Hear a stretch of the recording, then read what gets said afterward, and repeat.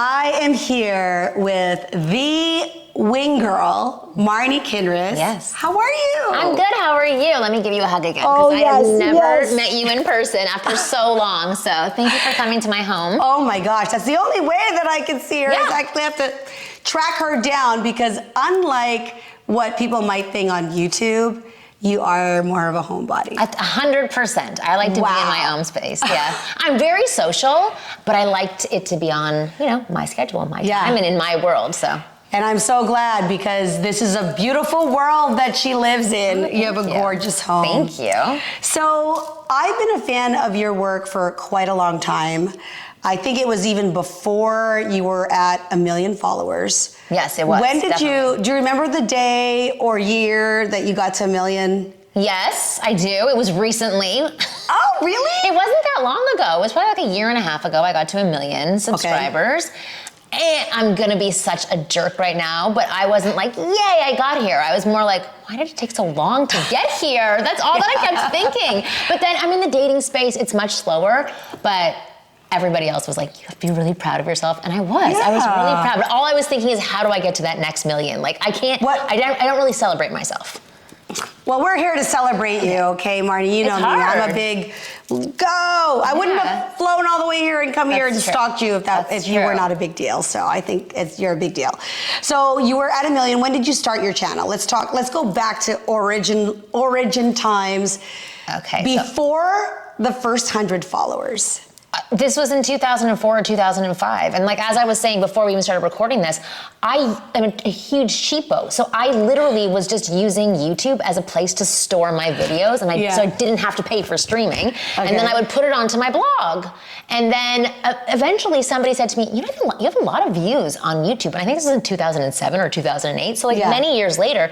And I went back on and I saw the videos and I was like, oh, these have a few 100,000. This has almost 1 million views. And I was like, maybe I should start taking this more seriously. And so this is before you even, were you just doing it because, I remember the first story, and for those who may not have heard any of our content from the past, how did you become a wing girl to begin with?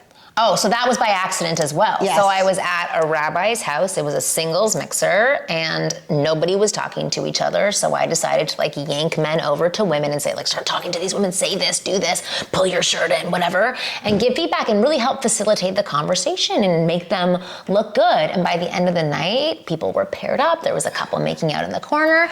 And I went home and I was like, this was so much fun. I want to be a wing girl. And my roommate was like, I don't even know what that is, but trust me, guys do not want help from women. Women do not know how to give advice to men on dating because their ego won't allow them to give good dating advice. And I was like, I don't think you're right. So I put an ad up on Craigslist, and by the next morning, I had over 75 guys writing to me saying, what's this wing girl thing? I want a wing girl. So I started. Okay, so the wing girl was a physical wing girl? Initially, it was a physical wing girl. So myself and another girl would go out with a guy, and we would pick up women for him. And for a short period of time, about 6 months, I was working really hard out in the field with guys, and I had hired 20 girls to work with me. Wow. And we were booked up solid with sending people on, we called them outings at the time, and they would go out and they would pick up women for them. And then I learned about online marketing and digital content.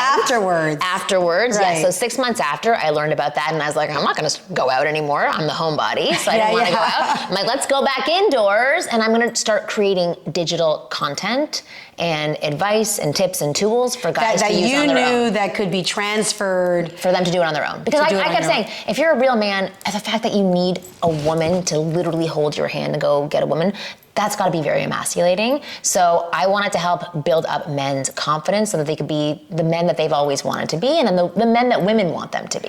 Yes, but when you saw it in the field in real time, were you targeting any specific demographic, or this was just really no, anybody who would pay. Anybody who would pay, okay. Whatever, yeah, if you would pay me, I would take you out. What were they like? And were, there's a lot of, I guess, stereotype or stigma. Were they always guys that, really were awkward and stuff, or were there some men that you thought looked great, and you're like, why is this guy in this? A mix. And to be honest, when it coincided with how much I was charging for certain things. So if I was charging a little bit more, there was a different audience that was becoming more attracted to me. If I had a lower price point, then I pulled in different people. Sure. But overall, it's really a mixed bag of individuals. There's some, I would say 20% of the guys that I work with are super confident in so many areas of their life, but with women, they have some difficulty, right? So that's just helping them. I give them a few tweaks, building up their confidence and putting them out there. The other like 20 or 40% has some baggage towards women. They've been Mr. Nice Guy for all of their lives. They've been walked all over by women. They probably have a bad background with their mothers as well. So they have like training since a child on how to interact with women that needs to be untrained and then relearned to do it in a better way that serves the purpose that they're trying to actually get. Is that going back from the first couple of outings, or this is also what you learned along the way? It's from the first outings up until now. So my point is, throughout the entire journey, it's always been a mix of individuals. Even with our high-end coaching program that we have now, I would say like 70% of the guys are totally coachable. They're into it. They want to make the changes, and they're just like little tweaks or little bits of permission that they need from me and my wing girls to go out and be these amazing men. There's 30% that have some trauma. There's 30% that have been treated really horribly for most of their lives, who have to, rework all of that past programming and then come out the other side. And that's a harder, longer, that is not an immediate fix, right? Which is fine. As long as they're dedicated to working on it, it just takes longer than 2 to 3 months. Well, you have a lot of, I think, I'll call it a signature program, but you've got a lot of programming and girls that you've taught how to flirt. Yes. Can you talk a little bit about that course? And then secondly, who would that be for? Because is it everybody? Okay, I know.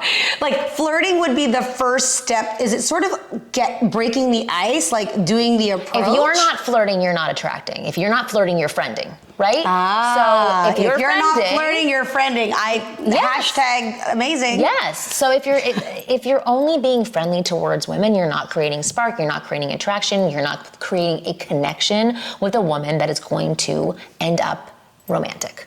Okay. So flirting is essential. And actually this program came up because I'd say 5 years ago, I really wanted to create something in the VR world, and I started exploring that option because 5 years ago, you're an advanced girl. I know. I used to play video games when I was younger, so I feel like I was on it. But I kept thinking, like, how can guys practice in a safe space? Because it's really intimidating to go out into the real world, fall flat on your face in front of women that you're attracted to. Yes. Right? It's not easy for a lot of people to do. So I knew a lot of people in the gaming space, so I went down to USC. I talked to their head of gaming and head of I forgot what he was head of, whatever. It's like a gaming space, and I talked to him about VR. And they're like, yeah, we can create something. It'll be about $500,000 to create a 1 minute, option of what you're trying to create. So I was like, let's not do this. So then the first step that I did was I created a visualization program, which was one way for guys to mentally rehearse at home. Okay. So that, again, they were safe in their home. They could mentally visualize themselves flirting, which helps put it into their body so they can mentally rehearse it, and then it becomes easier when they go out in person. And then the second step was I created a live flirting coaching program. I have about 7 wing girls that I have right now. Okay. And so these girls actually go onto a Zoom call. We have 5 guys in every single group that we have, 5 to 7 guys actually, and we flirt with you in a safe space where you get immediate feedback from women about how you're coming across. That's amazing. So I would imagine as well, because part of flirting, and you talk about attraction, is are you coaching these guys if they need some aesthetic work? Yeah. Every guy who comes up for the program gets a free fashion consult as well. There's fashion, style, and grooming. Yes, absolutely. Okay, 100%. Yeah. Because there's always.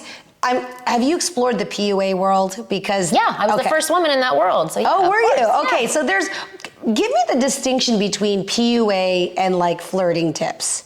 Flirting tips are a part of pickup artist tactics. It really. I think what differentiates between what I'm doing and the pickup artist world is just the intention behind. So one is genuine, the other one is more calculated. And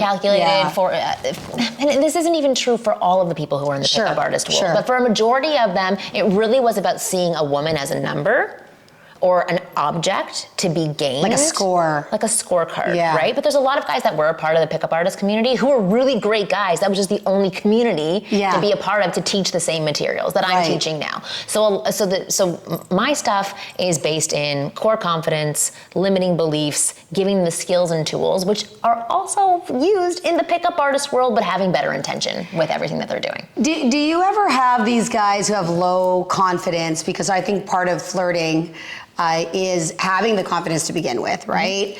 Is in that practice, they have an opportunity to, pass or fail, I guess, be persuasive or fall on their face, right? Yeah, absolutely. Okay. That's all. Listen, flirting is a skill set. Confidence is built from practice. Like all of these things you have to practice till you get them. A lot of people just put all this pressure on themselves thinking they're supposed to naturally be able to do these things, but they haven't learned how to do these things. Right. So we're giving them a free space that is judgment-free, where they can practice and actually get direct feedback from females so they can grow and be more confident when they are flirting out in real life with other women. Yeah, I think flirting is a way, like, what is the definition of flirting to you? Do you have play. Adult play. Yes. I like that. With a sexual undertone. Yeah. Because flirting can happen on a very PG level, or you can escalate it up to an extremely X-rated level if you want to. So I can say things like, I can flirt with you, I can touch you, I can make really great eye contact with you. That's low-level flirting. But I can also, do things like that. And I can escalate it if I want to. Chills. Yes. You're like, don't mess my hair. Don't mess my hair. No, but keep going. There's a whole bunch of things. Yeah. Like there's so many different levels, and that's what we teach. We teach the 3 levels of flirtation from the female point of view. Yeah, and I'm sure within that there's boundaries that you discuss and whatnot. How have you ever incorporated or advised a guy to use an alter ego? Do you ever go down that route?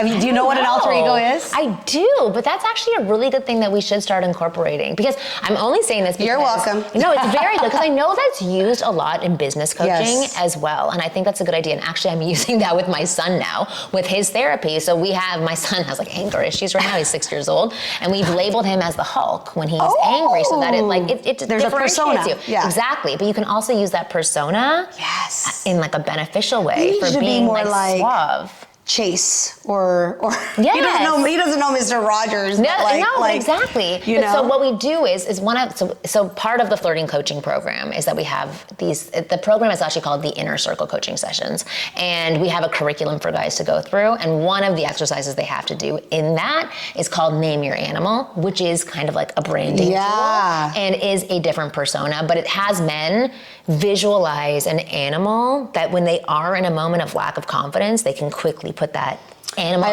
strength and leadership into their body and then act that way. But I like if it's a power animal. But I like what you said, alter ego. I think it's a good idea. I've met Todd Herman. He is the author of the actual book, The Alter Ego. Okay. An example of this is Sasha Fierce and Beyonce. His alter ego is Clark Kent. Okay. So and sometimes they're anchored in, like for me, my alter ego, as soon as I put my heels on, I don't know who that is, but she's pretty badass. Yeah. You know what I mean? And then the mom alter ego is like, I say this to my kids all the time. My daughter's in the background. Mom, you're either glamorous or homeless. Like, you're just like, there's 2 styles that you have, right? But if a man can see another man that's like an actual persona in a human figure, then they can be more like that. Yeah. And I think Todd Herman, before he became a parent, hey Todd, shout out to you if you're watching, he was like, you know what? I want to be like Mr. Rogers when I'm around my kids, because maybe his normal way is not Hulk, but something different. Yeah. It's like, who do I want to aspire to be? So that's, I thought that maybe you were. I think it's a great tool for anything in life. For if you want to be something in business, so the tool that I use is the animal tool, and I got it from this woman. I had gone to an event in New York. It was for women. It was not like a dating conference, but it was basically what I do for men, but for women. And they invited me, and I was like, I don't know what I want to talk about. I don't know how to speak to women. But anyway, I ended up telling him basically what my guys had said. But the woman that I had met there, she used to work for Katy Perry and for Britney Spears, and she would help them discover their animal or their persona. And it was tied to an animal in their case. It was tied to an animal in their case. And that's what she was teaching to the women. So I stole it from her, and then now I do. So who's your animal? A jaguar. Jaguar. So what's a Jaguar? I can totally Stealth, see that. slow, skillful. I forget what my other attributes were. There were 5. Sexy. Very sexy. Very sexy. That wasn't one of my attributes, but yes. But it was but stealth was the main thing, and I think they're very purposeful and graceful. targeted. And they are graceful. Like any cat moves pretty. Yeah. So when I did that exercise myself, I used to have a Whole Foods across the street from where I used to live, and I walked around Whole Foods as Marni, which is me just going really fast, getting all my food, and then I tried one lap as a Jaguar, and people just looked at me differently. I looked at everybody else differently, and I had way more fun walking around Whole Foods that way. That's amazing. Yeah, it was cool. So where do you pull from then when you're in front of camera? Is there 2 different personas? Is there a My Marni husband on will make camera? fun and say, that's the Marni voice that I hear right now. Yeah. I don't think it's very different, to be honest. I don't think I have a different persona. I feel like when I'm talking to you, this is an energized version of me because it's something that I'm really passionate about. Yes. So I don't really think it's so different, but my husband will joke around and say, oh, that's the Marni voice. I can hear the Marni voice in the other room. Yeah, I think maybe there's times where you are playing educator. Yeah. You're kind of stepping into a different role versus that we're chilling and having this kind of conversation. Exactly. So that's the only different persona that I have. It's when I feel the responsibility of, I'm here to teach you something. Yes. I don't feel like it's that different. Because it's a part of me now. I've been doing this for 20 years. Yeah. So when did you start to take things super serious? Let's go back to sort of the content discussion of, I think I was always taking it seriously. Okay. That was the whole thing. I wasn't making a lot of money in the very beginning, but I was always taking it super seriously. It consumed me, and I felt such... Yeah. I forget where we were at. I was talking to the YouTube consultant. Yeah, so he worked with this Canadian company, and I was about to leave them, and I said to them, give me somebody from your team. I want to work them once a week before I post my videos on Tuesdays and just see what they can help me do so that it becomes better. So it was more like private one-on-one consulting. Yeah. Through that company. It was not supposed to be. Yes. But they had said, somebody will help you. So I'm like, okay, now I'm going to cash in on that. Somebody's going to help me. If you're earning whatever percentage of my YouTube channel, let's have them come on board with me. So they gave me one person, did not like that person, did not help my channel. They gave me one other person, and I loved him because he just understood the YouTube space. Is he still with you? Yes, absolutely.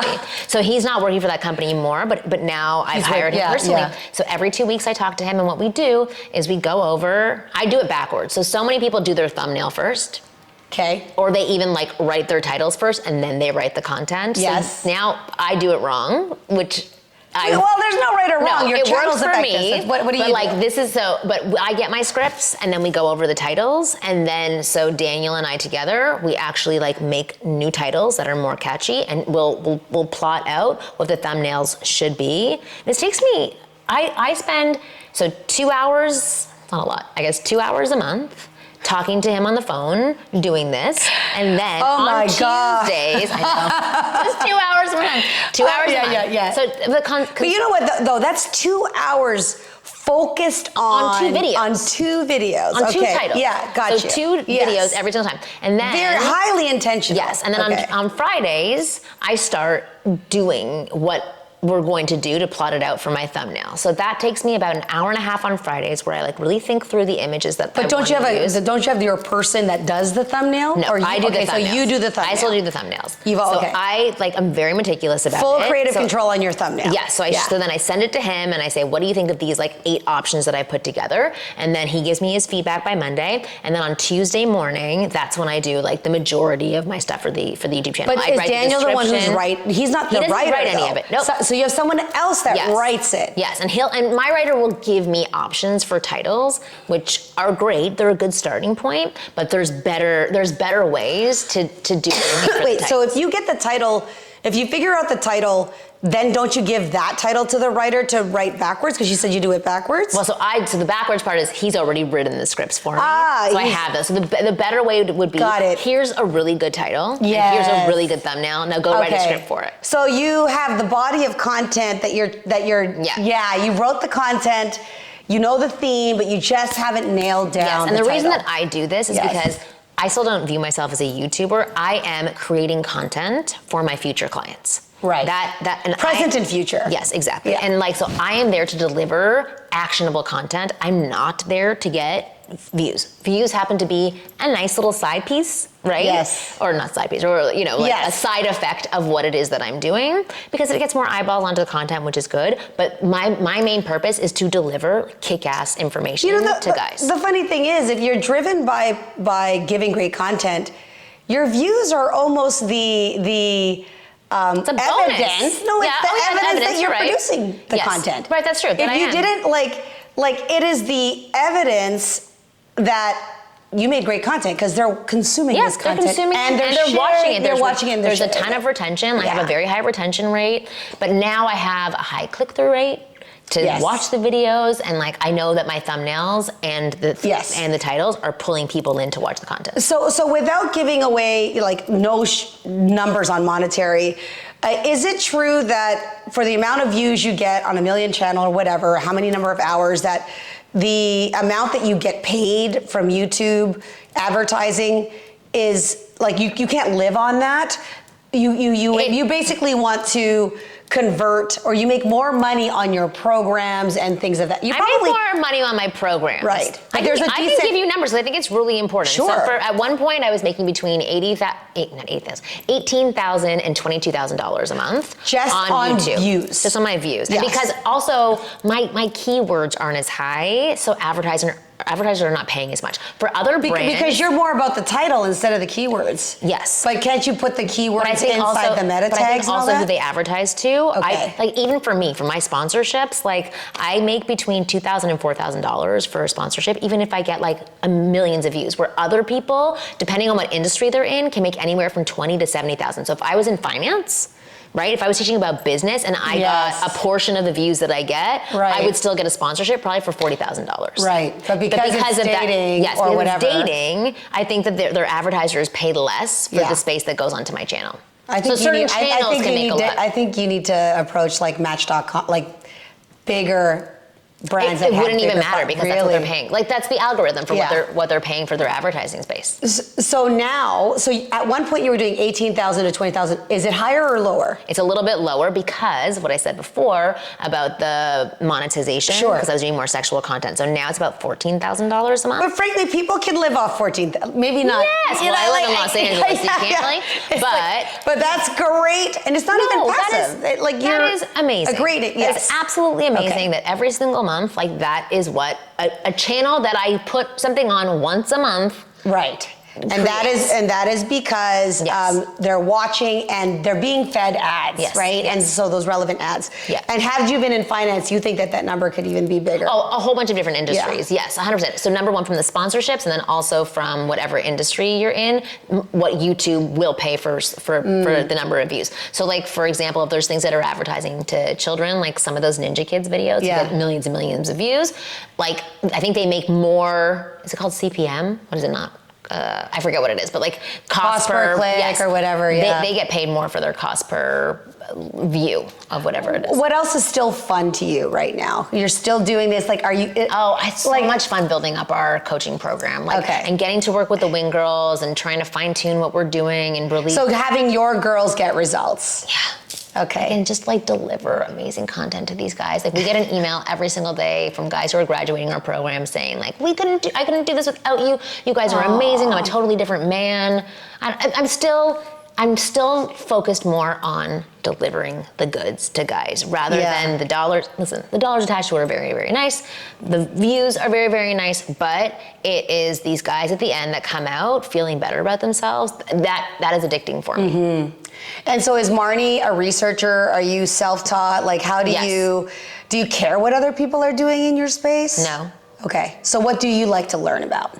I like to learn about the way that other people think and how they see the world. That's the main thing that I like. Like you watching the house and had all this equipment and all these things where I had to cut up videos and I'm like, I don't care. It goes over my head. The equipment is cool, but like that's not what gets me going. But I like understanding how people think. Like you asked before about masterminds. I used to go to all these masterminds. I was here to socialize and network. Like that was really important to me. And that's what I've built my business on. Networking. Is the networking, not necessarily the tools that I learned in my networking. Like I was on an AI mastermind on Friday.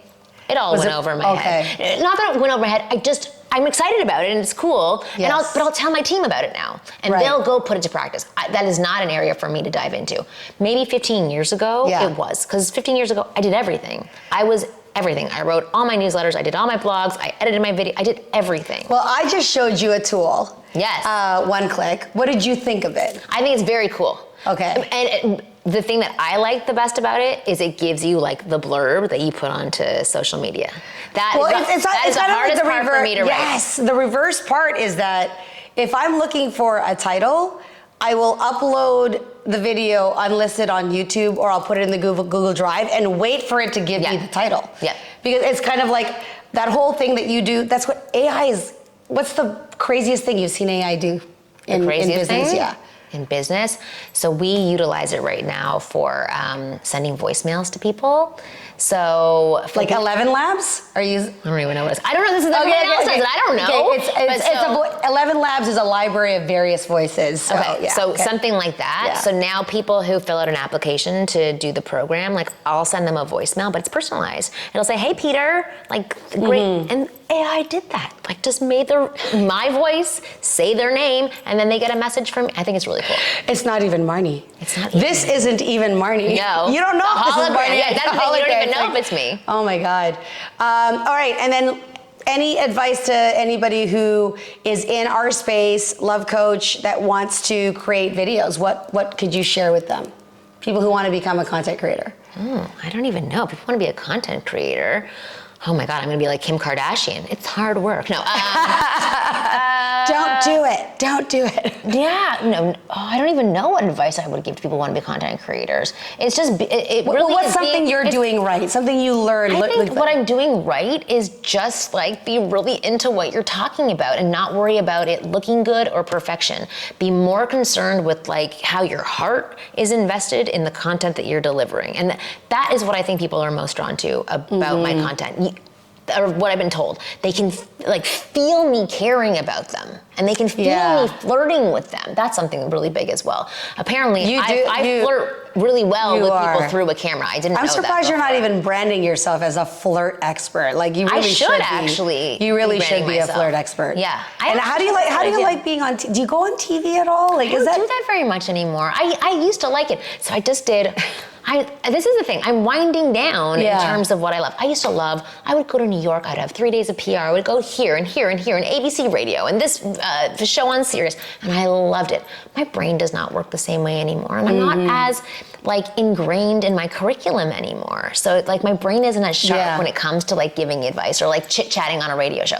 But I just did this television show recently. It was called, oh my God, I totally forget what it's called. Something with the Bubbies. It was like a matchmaking show, but with 3 Bubbies, like Jewish Bubbies. Yeah, okay. It was for the some Jewish network. Yeah. And I was the moderator. And I used to love being on set for the entire day. And you were like... I was like, get me the hell out of here. I don't want to spend 12 hours. If you want me here for an hour, great. I'll come in and do my thing. Yeah. I had to wait around for people, and I was like, are you kidding? Like, I just was over it. I was over it at that point. So no, I don't do as much media anymore. So you're living the 4-hour work week for the most part. Yeah. And then the rest of the time you get to be... But yeah. Well, but I take Fridays off. Maybe an 8-hour work week. I take every Friday off. That is my rule now. My computer gets shut down by 4 o'clock in the afternoon every single day. I don't work on the weekends. I do not open my computer on the weekends. That is a rule for myself. It depends on which week. If I have a master class, that's my busier week. And the videos that I'm producing for that week, that's a busier week. But usually it's like a 13-hour work week. There you go. It's nice. Yeah, I want to. And she's trying to get it down to 4. I am trying to get it down to 4, but then I'm like, what am I going to do with myself the rest of the time? Well, I mean, you gotta like this place. You gotta see it. I mean, you're in California. You travel. Beautiful. You got boys. Yes, I'm a mom right now. Yeah. Do you make their meals? No, that's why I have an amazing husband. So not only is he very wonderful, a strong backbone, super nice and attractive, during COVID, he took on making meals for us and has not quit ever since. Every single night he makes a beautiful dinner for us. So he's fantastic. Oh my goodness. Yeah. So tell our friends where they can find you. I mean, she's one of the number 1 top coaches on YouTube. Go ahead. Well, you can go to YouTube and just look for Marni Kinrys or Marni Wing Girl. If you search that, then that's where you go. And then my business is the Wing Girl Method, so go to winggirlmethod.com. Yes, and pretty soon, probably a year or two from now, she'll have her coach, her certification I'm going to have it. up. She's going to have it up. We're building it right now. Okay. Yeah. Amazing. So that's cool that you said that. And I like flirting expert. Yes, you're going to be. Thank you. Thank you. All That right. was wonderful. That was great. Bye, guys. Bye.